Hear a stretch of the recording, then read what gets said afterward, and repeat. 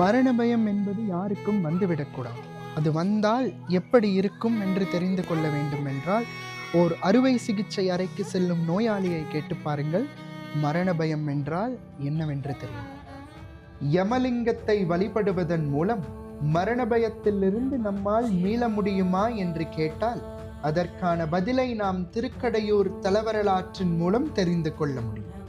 16 வயதில் மரணம் நிச்சயிக்கப்பட்ட மார்க்கண்டேயன் சிவபெருமானை இறுக தழுவிக்கொள்ள யமன் வீசிய பாசக்கயிறு இருவரின் மேலும் விழ சிவபெருமான் காலசம்ஹார மூர்த்தியாக எழுந்து யமனை காலால் உதைத்து மரணத்தை தரும் யமனுக்கு மரணத்தை தந்தார்.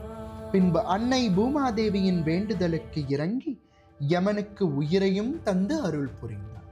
எனவே யமதர்மன் வழிபட்ட சிவபெருமானை நாமும் வழிபாடு செய்து மரண பயம் முற்றிலும் நீங்கி நீண்ட ஆயுளும் நோயற்ற வாழ்வும் பெற்று கர்ம வினையிலிருந்து விடுபட்டு முக்தியை தர வேண்டும் என்று மனமுருகி வேண்டிக் கொள்ளும்.